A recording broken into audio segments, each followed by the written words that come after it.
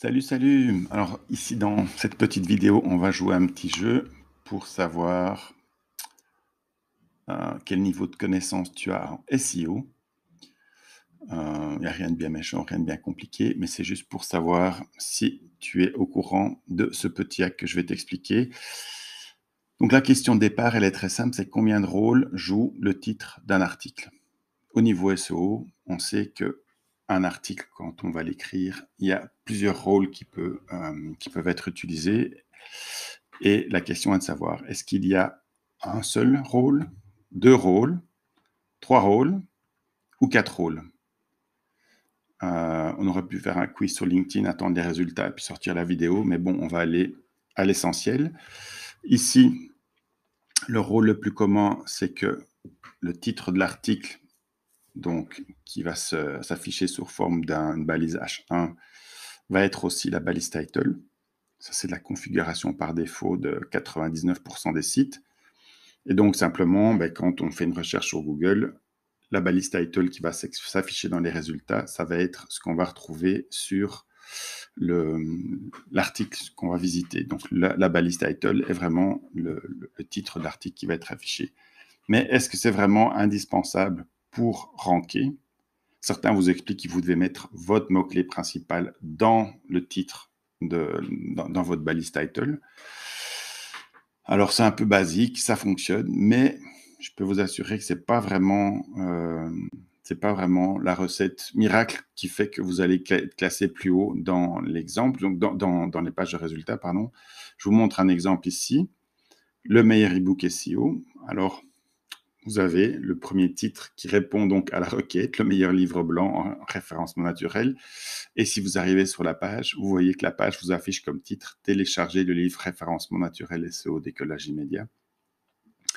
Je vous montre un autre exemple ici. Écrire un livre, Scrivener. Donc Scrivener, c'est un logiciel pour aider les auteurs de scénarios ou de livres à pouvoir écrire. Donc vous avez un outil d'écriture bluffant, Scrivener pour écrire un livre. Et puis vous arrivez sur la title de la page qui est écrire un livre avec Scrivener. Donc vous voyez que, pardon, vous voyez que la balise title n'est pas forcément équivalente à celle du livre et qu'il y a moyen de faire différentes choses avec ça. Alors, quels pourraient être les autres rôles? Puisque ça, c'est vraiment les grands classiques et les grands tartes à la crème. Donc, autre usage de votre titre, c'est un usage pour le maillage interne à l'intérieur de votre site. Donc, on résume, on a principalement trois rôles pour votre titre. Vous avez la balise title, la balise H1 et le maillage interne. Donc, les suggestions d'articles à lire que vous allez retrouver en bas des posts qui vont inviter les lecteurs à continuer leur navigation. En fait, ces encres de liens-là, qui sont souvent, généralement, le titre de l'article qui va être réappliqué à l'intérieur du site, ces éléments-là vont impacter de façon magistrale le maillage interne et la perception sémantique qui va être donnée à votre article. Donc, je vous montre la suite en live. Donc, je vous montre un article ici. Vous allez voir donc infographie SEO-PBN, les réseaux de blogs privés, comment ça fonctionne. Donc, vous voyez que j'ai les mots-clés principaux qui ressortent, qui sont ici. J'ai ma réputation de lien avec une série de mots, donc ceux qui sont en vert, qui viennent bien confirmer le contenu de mon article. Et en fait, comment ça fonctionne, c'est que si vous regardez donc la réputation de lien, ça vient principalement, on va dire, de liens qui vont être générés à l'intérieur du site. Et donc, si je viens regarder ici, je viens regarder mes liens entrants, donc les liens qui arrivent sur la page, je vais retrouver en fait le titre de mon article. Vous voyez qu'il arrive 2 fois, 3 fois, 4 fois, ici,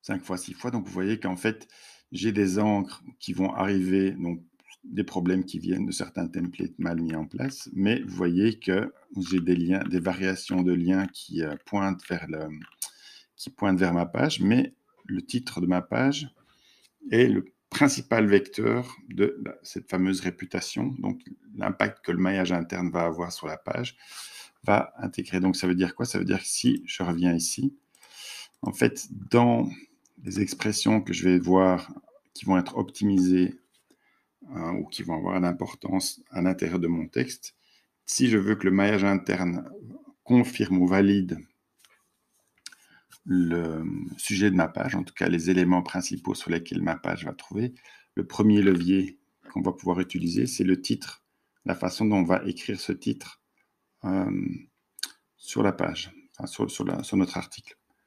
Alors certains pourraient être plus astucieux, utiliser certains types de plugins, comme celui-ci par exemple, sur lesquels on va pouvoir venir indiquer les expressions sur lesquelles on veut placer des liens. Alors là, c'est déjà plus compliqué parce qu'il faut trouver d'autres textes qui vont pouvoir porter ces expressions, même s'il y a moyen de jouer avec des mots et des écarts pour ne pas forcément avoir des encres exactes qui soient là, mais ça veut dire qu'il y a un travail à faire qui peut être plus compliqué.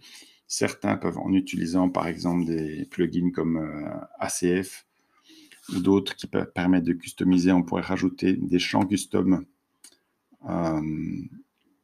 sur l'objet de la page ici, et donc utiliser ces variantes d'encre de lien pour les injecter automatiquement dans certains templates, dans des articles qui partagent la même catégorie. Enfin, on peut trouver toutes les logiques qu'on veut. Ça, c'est des techniques qui sont un peu plus